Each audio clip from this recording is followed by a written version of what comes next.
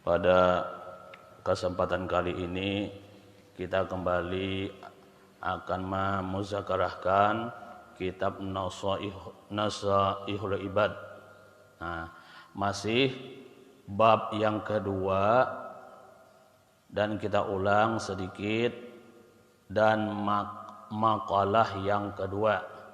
Nah, jadi di sini bacaannya wal maqalatu saniyatu qala an-nabiyyu alaihi salam alaikum bimujalasatil ulama'i ayil amilin wastima'i kalamil hukama'i ayil alimina bizatillahi ta'ala al-musibina fil aqwalihim wa af'alihim fa inna Allah ta'ala yuhyil qalba al-mayyita binuril hikmati ayil ilmin nafi'i kama yuhyil arda al-maytata bima'il matari.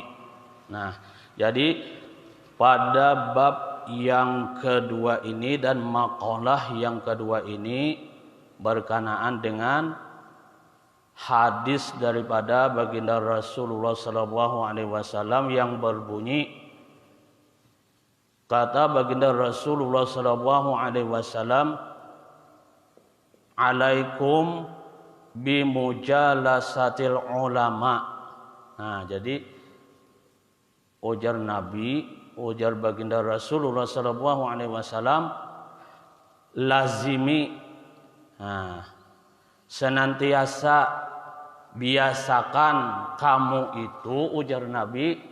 Nah, Nabi menyuruh kepada kita sebagai umatnya, kita itu supaya senantiasa, supaya dibiasakan, lazimkan, ujar Nabi atas kamu itu bimujalasatil ulama.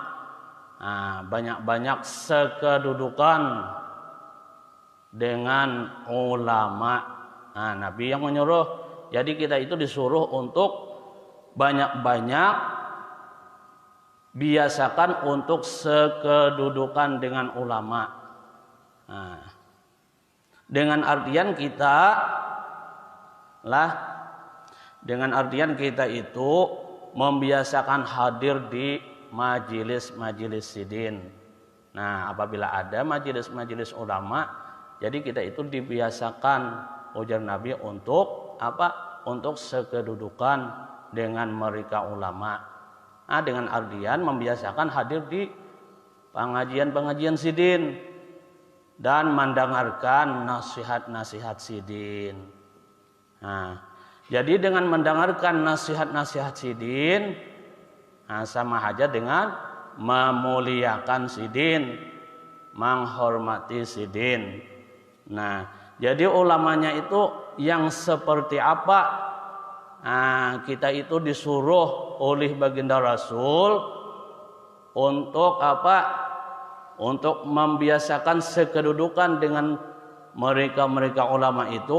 Ulamanya itu al-amilin, ulama yang mengamalkan dengan ilmu-ilmunya. Jangan ulama sambetannya aja ulama, tapi sembahyang haja sidin kada berjamaah. Jadi ulama yang amilin.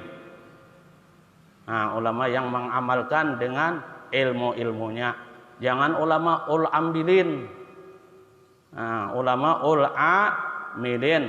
Nah, itu ulamanya yang disuruhkan oleh baginda Rasul, kita senantiasa membiasakan untuk sekedudukan dengan mereka itu. Nah, jadi dengan sekedudukannya dengan mereka itu, wastima'i kalamil hukama.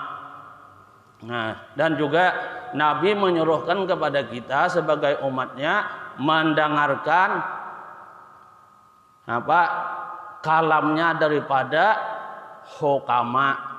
Nah, jadi yang dimaksud dengan hukama di sini al-alimina bizatillahi ta'ala al-musibina fil aqwalihim wa af'alihim.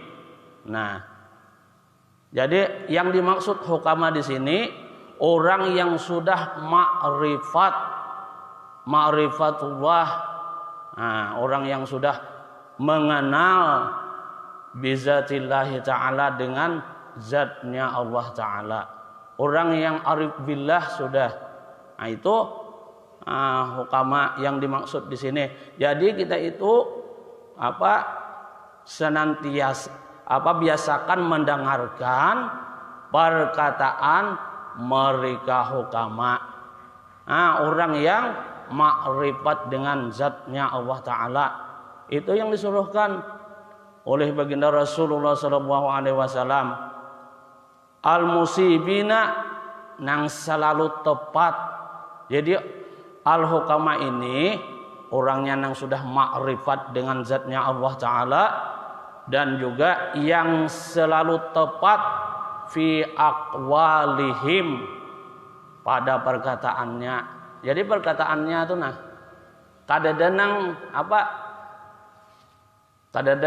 kada pernah berbohong, selalu dipercaya apa yang dikatakan mereka orangnya. Nah, itu yang dimaksud hukama di sini. Al-musibina yang selalu tepat fi aqwalihim, apa yang mereka perkatakan, apa yang mereka katakan itu selalu benar. Nah, itu hukama yang dimaksud hukama di sini. Wa afwalihim, dan perbuatannya. Jadi perbuatannya ini selalu yang benar dan perkataan juga selalu yang benar. Artinya kada pernah berbuat yang tidak baik dan tidak pernah berkata yang tidak baik. Nah, itu yang dimaksud hukama di sini. Perkataannya selalu dipercaya, perbuatannya pun sesuai dengan syariat yang dianjurkan oleh Allah dan Rasulnya. Nah, itu kita disuruh sekedudukan dengan ulama dan mendengarkan perkataan mereka hukama. Jadi apabila kita sudah melazimi, senantiasa membiasakan sekedudukan dengan ulama dan mendengarkan apa-apa yang dikatakan oleh hukama, nah, fa innallaha ta'ala, apa yang kita dapatkan? Sesungguhnya Allah Ta'ala itu yuhyil qalba al-mayyita binuril hikmati. Allah Ta'ala itu akan menghidupkan hati kita. Nah, yang tadinya hati kita itu mati, yang tadinya hati kita itu mati, yuhyil qalba, yuhyil qalba al-mayyita. Allah Ta'ala itu akan menghidupkan hati orang yang mati. Yang tadinya hatinya mati itu dengan kita seringnya, dengan kita terbiasanya sekedudukan dengan ulama, mendengarkan perkataan hukama, yang tadinya hati kita mati, nah, yuhyil qalba, Allah hidupkan hatinya tadi. Nah, binuril hikmah, dengan nur hikmah. Yang dimaksud hikmah di sini apa? Ail ilmin nafi'i. Nah, jadi Allah hidupkan hatinya yang mati, hati orang yang mati tadi dengan nur hikmah, yakni ilmu yang bermanfaat. Jadi yang masuk itu di dalam hatinya tuh ilmu-ilmu yang baik aja lagi, karena sering sekedudukan dengan ulama, dengan mendengarkan nasihat-nasihat daripada ulama. Dengan mendengarkan nasihat-nasihat daripada hukama yang tadinya mati, Allah hidupkan hati orang tersebut dengan nur hikmah, yakni ilmu yang bermanfaat. Nah, Kama yuhyil arda al maitata bima il matari, ujar Nabi.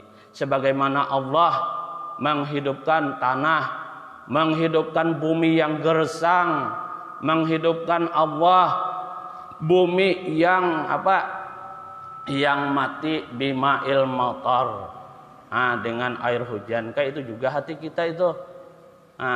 Jadi diperumpamakan seperti kalau kita kada terbiasa sekedudukan dengan ulama, kada terbiasa mendengarkan nasihat-nasihat hukama, hati kita itu mati sebagaimana matinya gersangnya bumi, gersangnya tanah, dengan tidak tersiram air hujan lama. Dengan sebab lama tidak tersiram dengan air hujan, pohon-pohonan pun rontok daunnya, ya kalau. Kayak itu juga hati kita kalau kada disiram dengan siraman siraman rohani, yaitu dengan mendengarkan nasihat daripada ulama, dengan nasihatnya para hukama. Jadi seperti itu Nabi mengumpamakan, mencontohkan sebagaimana Allah menghidupkan tanah atau permukaan bumi ini yang lagi mati, yang gersang bumi itu bima'il matar, dengan air hujan. Nah, itu Nabi mengumpamakan.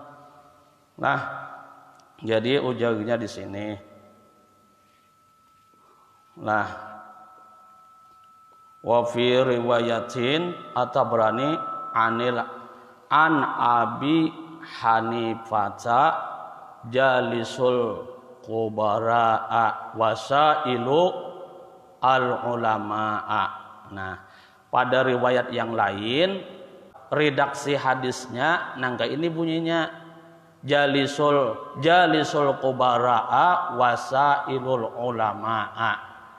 Kayak itu redaksi bunyi hadisnya riwayat yang lain. Jadi itu duduklah olehmu dengan para pemimpin, ujarnya kayak itu kata-katanya. Wasailu al ulama, dan tanyakan olehmu kalau ada masalah al ulama dengan mereka ulama.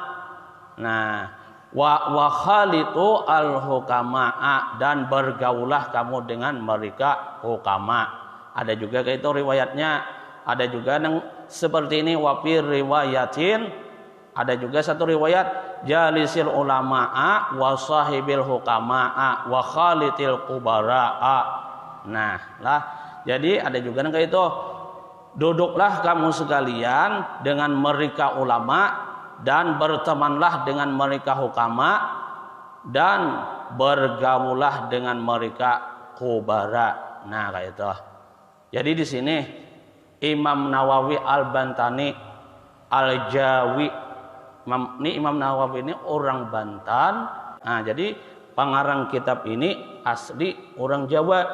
Jadi ujar Sidin, ujar Imam Nawawi nih, fa'inal ulama'a salah satu aqsamin. Ulama itu ada 3 bagian, ujar Sidin. Al ulama'u bi ahkamillahi ta'ala wa hum ashabul fatwa. Yang pertama kan ada 3 bagian. Yang pertama, ulama itu bi ahkamillah ta'ala, nang tahu dengan hukum-hukum Allah Ta'ala. Siapa mereka itu? Wahum ashabul fatwa. Mereka nang berhak memberikan fatwa, memberikan pendapat-pendapat. Nah, itu yang pertama. Nang berhak mereka itu nang memutuskan pendapat-pendapat. Itu ujar siapa? Ujar Imam Nawawi Al-Bantani. Nah, itu yang pertama. Kemudian lagi yang kedua, wal ulama'u bizatillahi faqad wa hum al-hukama'u fa fi mudakhalatihim tahzibin lil akhlaqi li annahum asyraqat qulubuhum bima'rifatillahi wa asyraqat asraruhum bi anwari jalalillahi. Nah, ini yang kedua. Nah, yang kedua nih. Yang kedua ini yaitu yang mengetahui zat Allah Ta'ala saja, yaitu ahli tasawuf orangnya. Nah, yang kedua ini. Jadi bergaul dengan mereka nih, mereka yang ulama yang ahli tasawuf ini, nah, akan mendapatkan sesuatu pendidikan. Jadi bila kita bergaul dengan ulama yang ahli tasawuf ini, nah, kita akan mendapatkan suatu pendidikan akhlak yang baik. Nah, jadi kita akan mendapatkan apa? Adab-adab yang baik, akhlak-akhlak yang baik bila kita senantiasa bergaul dengan mereka ini. Nang ulama, nang ahli sufi ini, kita akan mendapatkan sesuatu pendidikan akhlak yang baik. Kenapa? Jadi kita akan mendapatkan pendidikan akhlak yang baik karena hati mereka itu bersinar. Nah, hati mereka itu terang. Nah, terangnya itu akibat ma'rifatnya kepada Allah Subhanahu wa Ta'ala.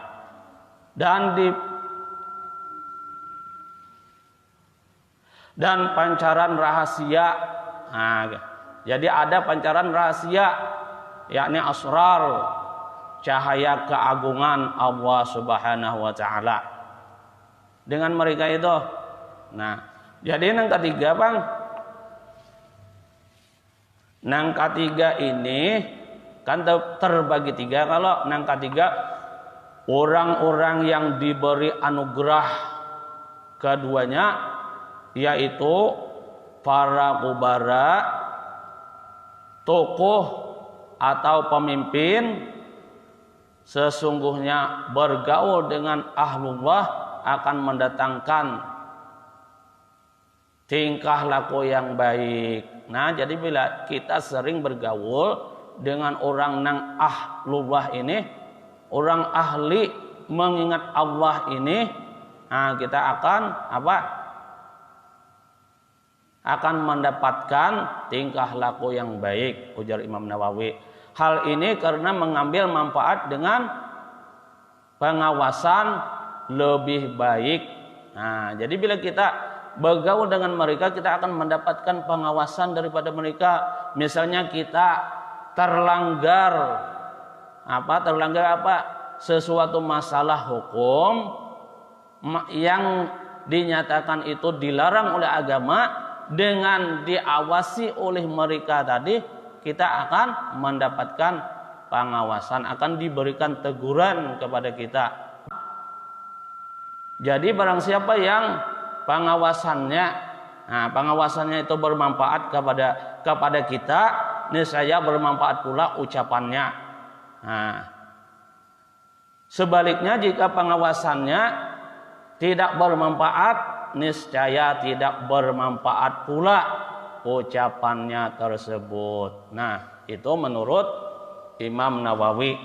Lah, habis sudah makalah yang kedua daripada perkataan baginda Rasulullah SAW. Hadis daripada baginda Rasulullah SAW. Ujar Nabi, qala Nabiyyu sallallahu alaihi wasallam.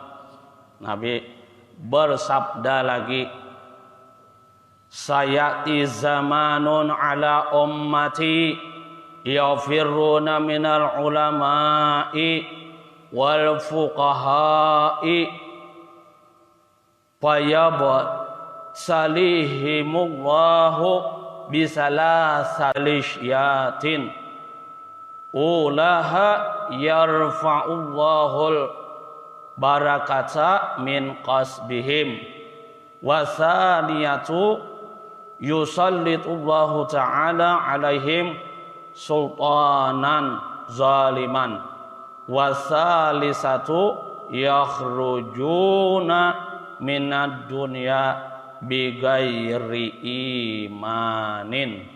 Nah lah ujar Nabi ini,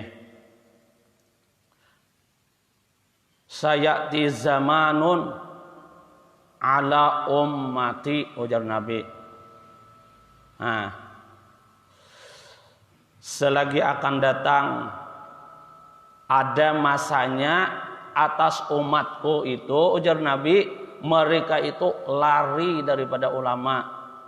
Nah, orang lari daripada ulama, orang tidak lagi membutuhkan ulama. Nah, orang tidak lagi mau dengan ulama, orang tidak lagi dekat dengan ulama, bahkan menghina dengan ulama, tidak mengikuti nasihat ulama, tidak menghiraukan petunjuk ulama. Nah, nih, jadi kalau sudah datang zamannya semacam ini, di mana umat Nabi Muhammad SAW sudah melupakan ulama, lari dari ulama, tidak mengikuti petunjuk-petunjuk ulama, maka kata Nabi, Allah akan datangkan 3 macam bencana. Allah akan datangkan 3 macam musibah terhadap orang tersebut. Apa yang 3 macam bencana itu? Nah, jadi apa 3 macam bencana itu? Yang pertama, kan ada 3 kalau yang pertama, dia Allah berikan rezekinya. Nah, Allah berikan rezekinya, diberi ya orang tersebut rezeki, banyak rezekinya diberi. Nah, tapi tidak berkah rezekinya. Ini bencananya, ini musibahnya ini. Allah berikan kepada orang tersebut rezekinya tidak berkah. Nah, dia memang rezekinya banyak, banyak saja rezekinya banyak. Dia mudah mendapatkan harta, nah usahanya lancar saja juga. Dan kekayaannya, mudah mendapatkan harta dan kekayaan, tapi harta dan kekayaannya tidak membawa berkah. Itu musibahnya, itu bencananya, itu balanya terhadap orang tersebut. Nah, jadi kalau sudah kayak gini, kayak apa? Kita itu jangan takut kalau nggak punya usaha. Nah, kita itu jangan takut kalau nggak punya rezeki, tapi takutlah kalau nggak ada berkahnya. Itu yang kita takutkan.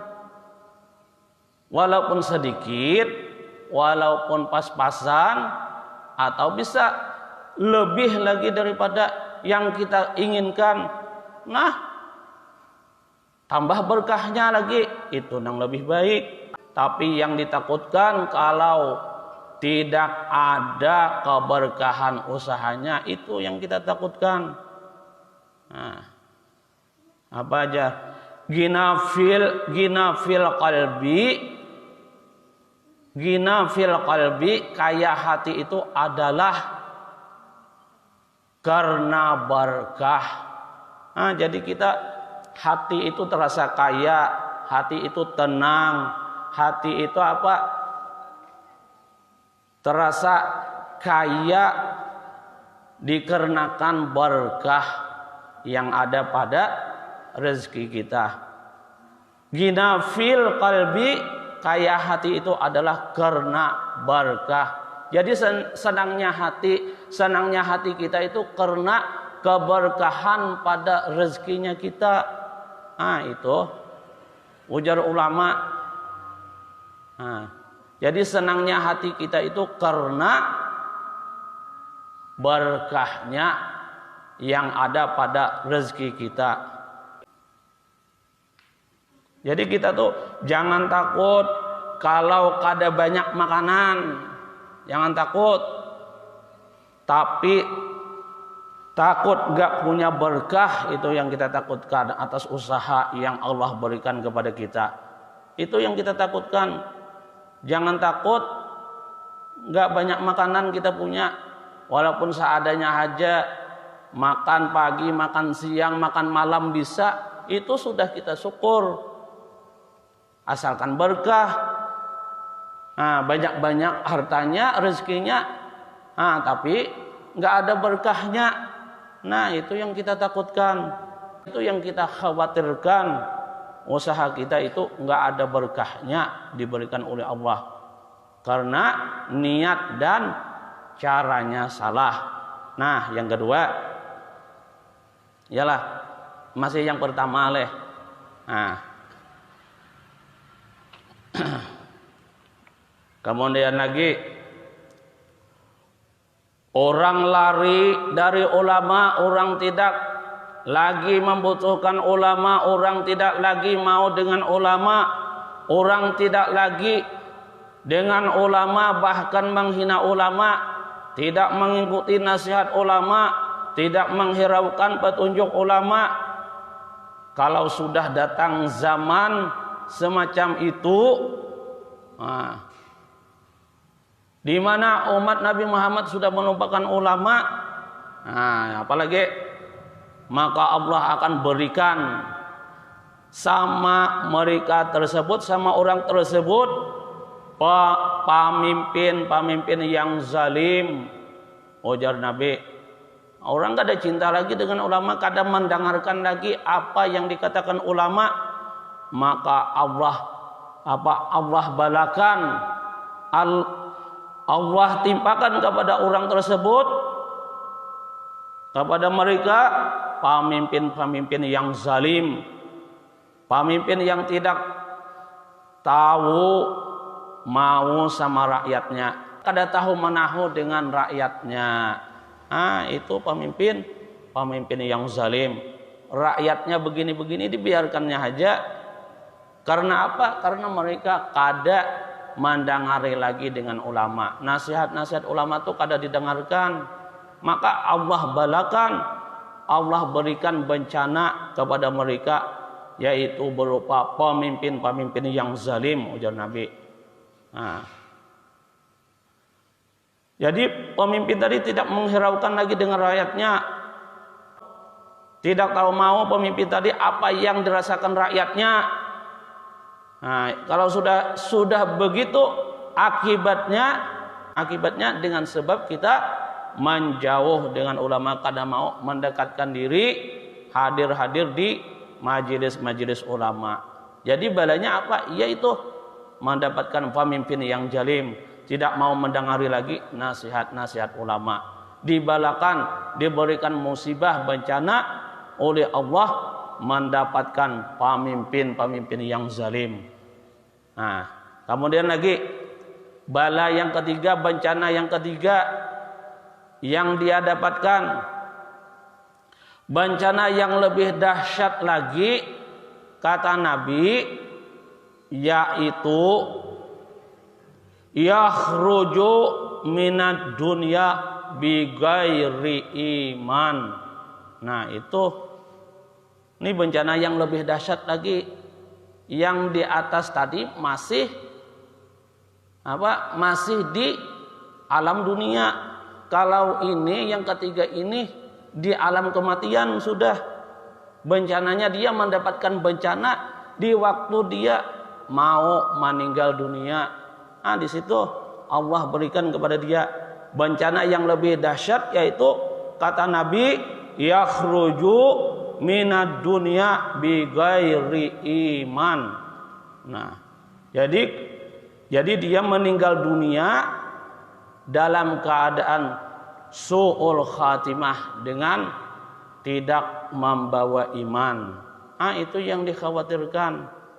balanya yang diberikan kepada orang yang lari menghindar dengan nasihat-nasihat ulama.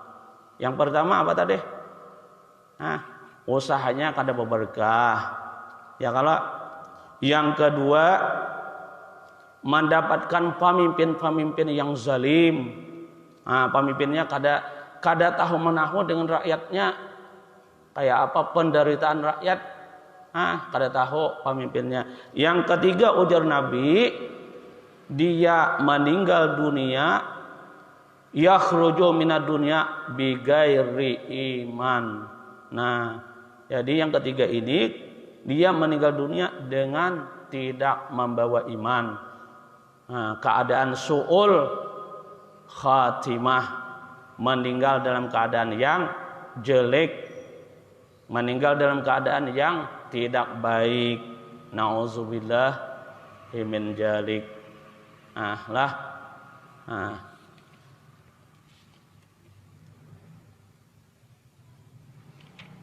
Habis sudah. Kemudian wal maqalatu salisatu an Abi Bakr Siddiq radhiyallahu an wallahu alam bisawab. Kiranya cuma ini yang dapat disampaikan, mudah-mudahan ada manfaatnya, mudah-mudahan kita kawal mengamalkannya. Terima kasih atas segala perhatian, mohon maaf atas segala kekurangan. Assalamualaikum warahmatullahi wabarakatuh.